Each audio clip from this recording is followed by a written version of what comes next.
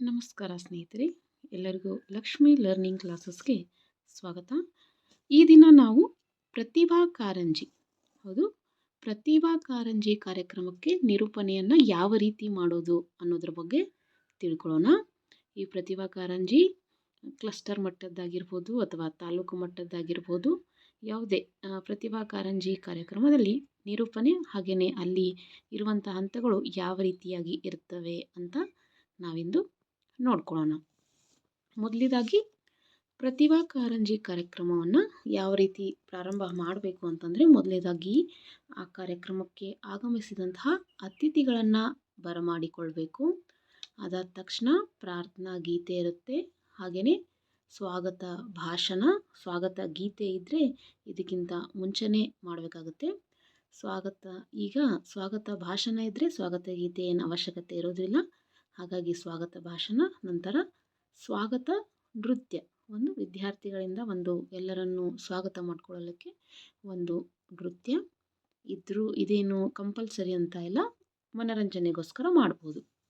ಅದಾದ ತಕ್ಷಣ ಜ್ಯೋತಿ ಬೆಳಗಿಸುವುದರ ಜೊತೆಗೇ ಉದ್ಘಾಟನಾ ಕಾರ್ಯಕ್ರಮ, ಪ್ರಾಸ್ತಾವಿಕ ನುಡಿ, ಅತಿಥಿಗಳ ಭಾಷಣ, ಅಧ್ಯಕ್ಷರ ಭಾಷಣ, ನಂತರ ವಂದನಾರ್ಪಣೆ. ಇದಿಷ್ಟು ನಾವು ಮೇಯ್ನಾಗಿ ಒಂದು ಪ್ರತಿಭಾ ಕಾರಂಜಿ ಕಾರ್ಯಕ್ರಮವನ್ನು ನೋಡಬೇಕಾದ್ರೆ ಯಾವ ಹಂತ ಆದ ತಕ್ಷಣ ಯಾವ ಹಂತ ಬರುತ್ತೆ ಇದನ್ನು ನಾವು ನೋಡ್ಕೊಳ್ಬೇಕು. ಈಗ ಒಂದೊಂದೇ ಹಂತಗಳನ್ನ ನಾವು ನೋಡ್ಕೊಳ್ತಾ ಹೋಗೋಣ. ಮೊದಲನೇದಾಗಿ ಅತಿಥಿಗಳನ್ನು ಬರಮಾಡಿಕೊಳ್ಳುವಿಕೆ. ಆ ಕಾರ್ಯಕ್ರಮಕ್ಕೆ ಮುಖ್ಯ ಅತಿಥಿಗಳಾಗಿ ಹಾಗೆಯೇ ಮತ್ತೆ ಇನ್ನಿತರ ಗಣ್ಯರು ಆಗಮಿಸಿರ್ತಾರೆ, ಅವರನ್ನು ನಾವು ವೇದಿಕೆಯ ಮೇಲೆ ಬರಮಾಡ್ಕೊಳ್ಬೇಕು. ನಾವು ಆ ಕಾರ್ಯಕ್ರಮವನ್ನು ಈ ರೀತಿಯಾಗಿ ಪ್ರಾರಂಭ ಮಾಡ್ಬೋದು. ಒಂದು ಸುಂದರ ತೋಟದಲ್ಲಿ ಹಚ್ಚ ಹಸಿರಿನ ಸಾಲಿನಲ್ಲಿ ನಗುನಗುತ್ತಾ ನಲಿಯುತ್ತಿದ್ದವು ನೂರಾರು ಹೂಗಳು. ಆ ಹೂಗಳಲ್ಲಿ ಶ್ರೇಷ್ಠವಾದ ಹೂಗಳು ಇಂದು ನಮ್ಮ ಮುಂದಿವೆ. ಎಲ್ಲ ಮುದ್ದಾದ ಮುಗ್ಧ ಮನಸ್ಸಿನ ಹೂಗಳಿಗೆ ಮತ್ತು ಉಪಸ್ಥಿತಿರುವಂತಹ ಎಲ್ಲ ಗಣ್ಯಮಾನ್ಯರಿಗೆ ಮುಂಜಾನೆಯ ಶುಭೋದಯಗಳು.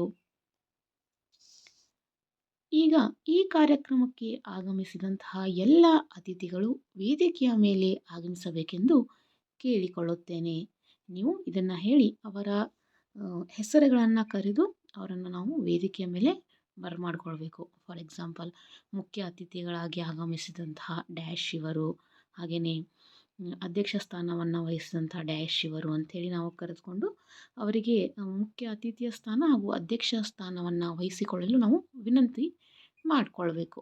ಇದಾದ ತಕ್ಷಣ ಅವರು ಎಲ್ಲರೂ ವೇದಿಕೆಯ ಮೇಲೆ ಬಂದು ಕೂತಾದ ತಕ್ಷಣ ಕಾರ್ಯಕ್ರಮವನ್ನು ನಾವು ಪ್ರಾರಂಭಿಸಬೇಕು. ಈಗ ಕಾರ್ಯಕ್ರಮದ ಪ್ರಾರಂಭ. ಒಂದು ಕಾರ್ಯಕ್ರಮವನ್ನು ನಾವು ಪ್ರಾರಂಭ ಮಾಡಬೇಕಂದ್ರೆ ಕೆಲವೊಂದು ಸ್ತೋತ್ರಗಳಾಗಿರ್ಬೋದು, ವಚನಗಳಾಗಿರ್ಬೋದು ಅಥವಾ ಕವನಗಳಾಗಿರ್ಬೋದು, ಅವುಗಳನ್ನ ಉಪಯೋಗಿಸಿಕೊಂಡು ಮಾಡಿದ್ದೆ ಅದರಲ್ಲಿ ನಮ್ಮ ನಿರೂಪಣೆಯು ಅತ್ಯಂತ ಸುಂದರವಾಗಿ ಕೇಳುಗರುಗಳು ಕೂಡ ಖುಷಿಯಾಗಿ ಇರುತ್ತೆ. ನೋಡಿ, ವಕ್ರತುಂಡ ಮಹಾಕಾಯ ಸೂರ್ಯಕೋಟಿ ಸಮಪ್ರಭ ನಿರ್ವಿಘ್ನಂ ಕುರುಮೇ ದೇವ ಸರ್ವಕಾರ್ಯೇಷು ಸರ್ವದಾ ಎಂದು ವಿಘ್ನ ನಿವಾರಕನಾದ ಶ್ರೀ ಗಣೇಶನಲ್ಲಿ ಪ್ರಾರ್ಥಿಸುತ್ತಾ ಇಂದಿನ ಈ ಕಾರ್ಯಕ್ರಮವನ್ನು ಪ್ರಾರಂಭಿಸುತ್ತೇನೆ.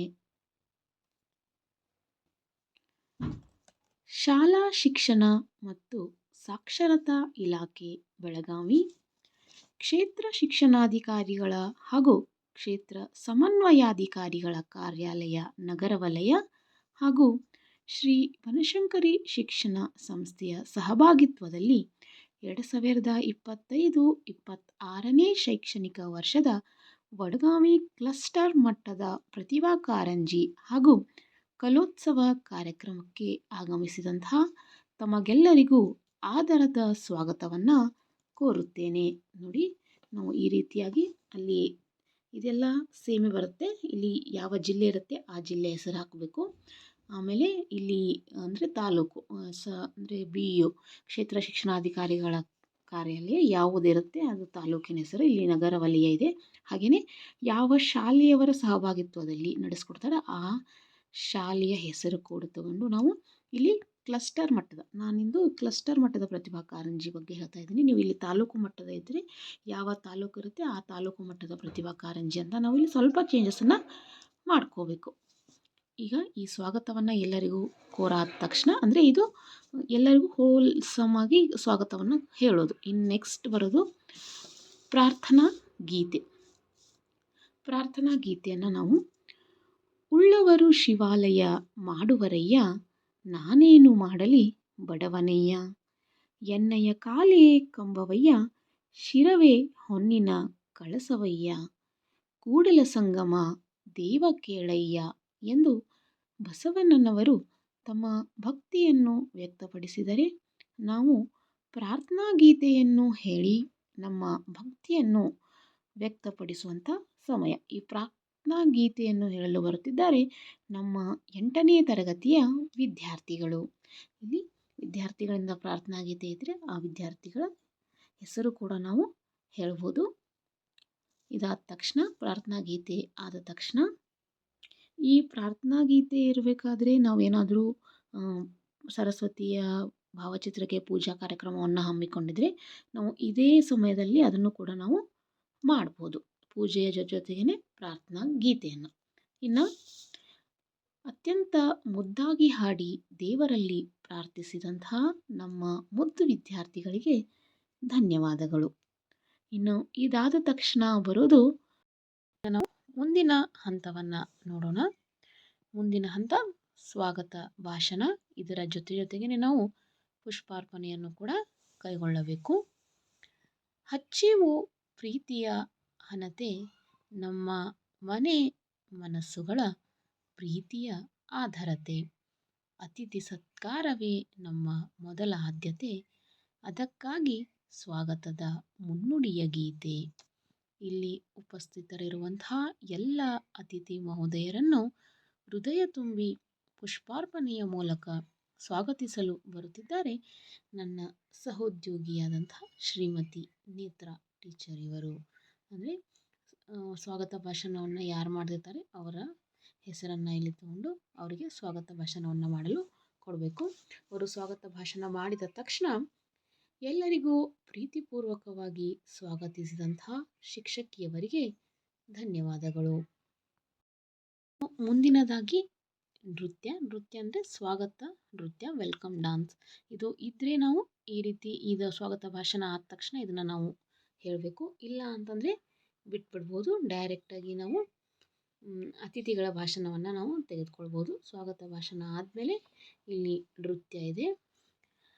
ಮನದೊಳಗೆ ಕನ್ನಡ, ಮನಸ್ಸೊಳಗೂ ಕನ್ನಡ, ಕನ್ನಡವೇ ಎಲ್ಲ, ಕನ್ನಡವಿಲ್ಲದೆ ಬೇರೇನೂ ಇಲ್ಲ, ನಮ್ಮ ತಾಯಿ, ನಮ್ಮ ಭಾಷೆ, ನಮ್ಮ ಉಸಿರು ಕನ್ನಡ ಎಂದು ಹೇಳುತ್ತಾ ನಮ್ಮ ಕನ್ನಡ ನಾಡು, ಕನ್ನಡ ಶಾಲೆಗೆ ತಮ್ಮೆಲ್ಲರನ್ನು ತಮ್ಮ ನೃತ್ಯದ ಮೂಲಕ ಸ್ವಾಗತಿಸಲು ಬರುತ್ತಿದ್ದಾರೆ ನಮ್ಮ ಶಾಲೆಯ ಮುದ್ದು ವಿದ್ಯಾರ್ಥಿಗಳು. ಈ ರೀತಿಯಾಗಿ ಅವರನ್ನು ಸ್ವಾಗತಿಸಿ ನೃತ್ಯ ಮುಗಿದ ತಕ್ಷಣ ಅತ್ಯಂತ ಸುಂದರವಾಗಿ ನೃತ್ಯವನ್ನು ಮಾಡಿದಂಥ ಮಕ್ಕಳಿಗೆ ಧನ್ಯವಾದಗಳು ಎಂದು ನಾವು ಹೇಳ್ಬೋದು. ಮುಂದಿನ ಹಂತ ಜ್ಯೋತಿ ಬೆಳಗಿಸುವುದು. ಅಂದರೆ ಇದು ಒಂದು ಕಾರ್ಯಕ್ರಮದ ಉದ್ಘಾಟನಾ ಕಾರ್ಯಕ್ರಮ. ಆ ಕಾರ್ಯಕ್ರಮದ ಉದ್ಘಾಟನೆಯಾಗಿರುತ್ತೆ. ಜ್ಯೋತಿ ಬೆಳಗಿಸುವುದರ ಜೊತೆಗೇ ಉದ್ಘಾಟನೆಯನ್ನು ಮಾಡೋದು.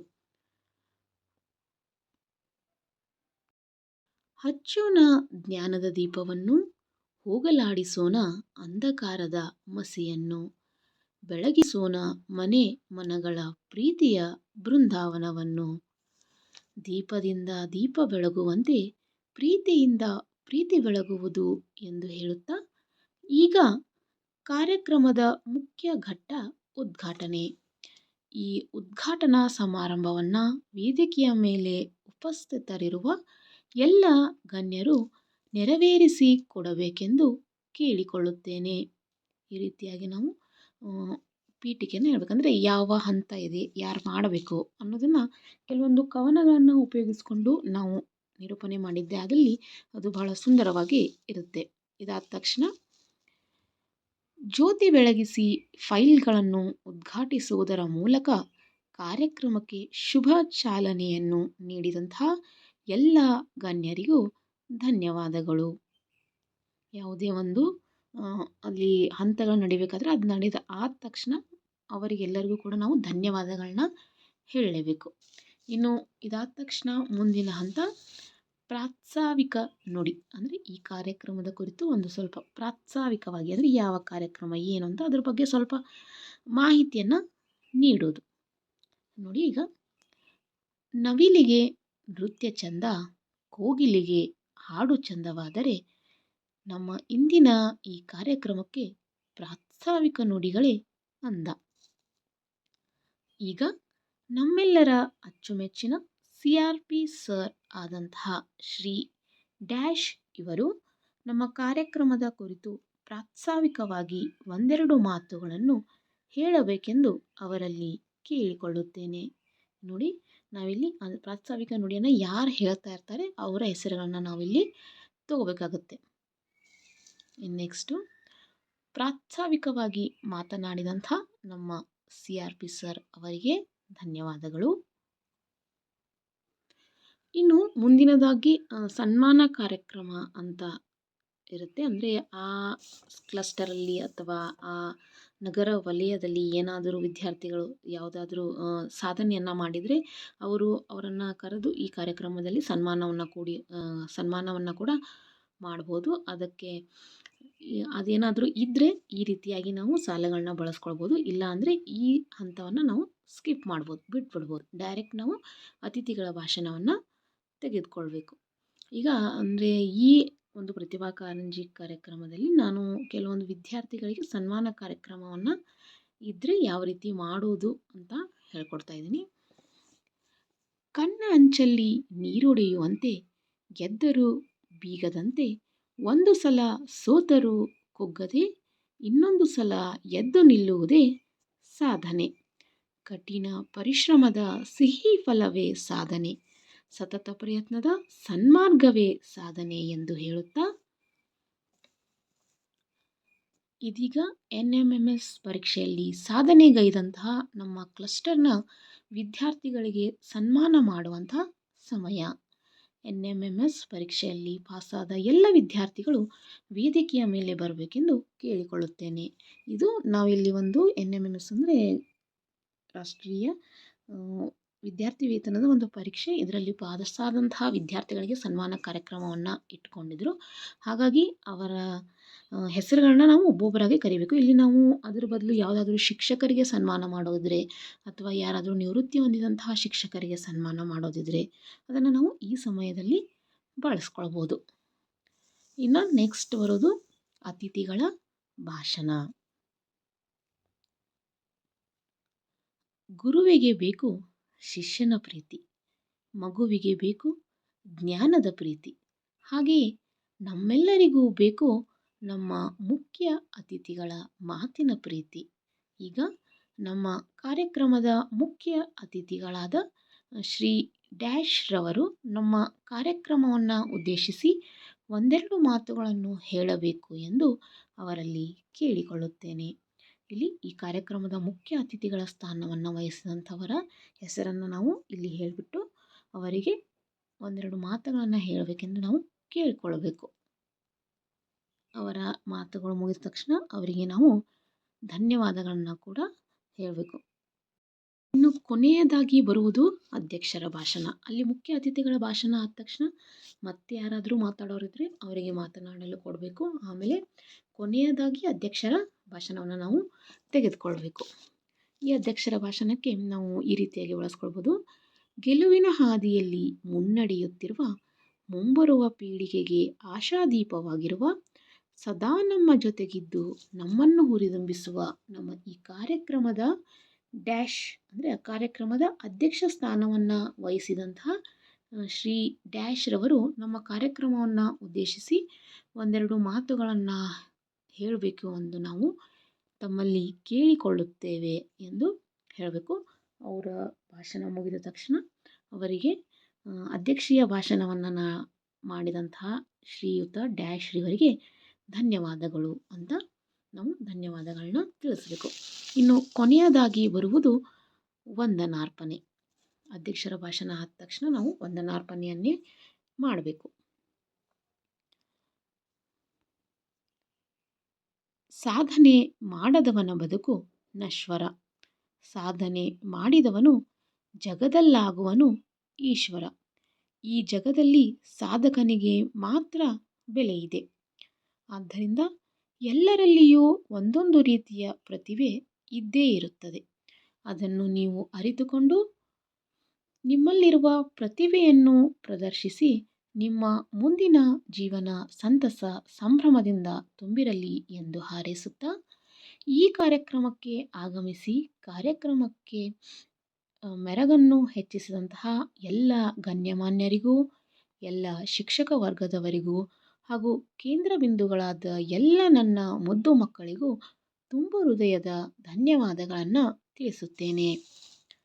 ಮತ್ತೊಮ್ಮೆ ಈ ಕಾರ್ಯಕ್ರಮದ ಯಶಸ್ಸಿಗೆ ಕಾರಣರಾದ ಎಲ್ಲ ನನ್ನ ಸಿಬ್ಬಂದಿ ವರ್ಗದವರಿಗೂ ವಂದನೆ, ಅಭಿನಂದನೆಗಳನ್ನು ತಿಳಿಸುತ್ತಾ ಈ ಕಾರ್ಯಕ್ರಮವನ್ನು ಮುಗಿಸುತ್ತೇನೆ.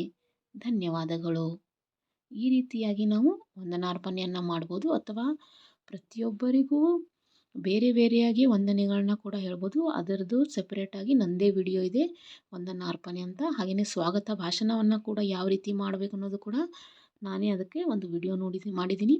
ಅದನ್ನು ಬೇಕಾದರೆ ನೀವು ಚೆಕ್ ಮಾಡ್ಕೊಳ್ಬೋದು.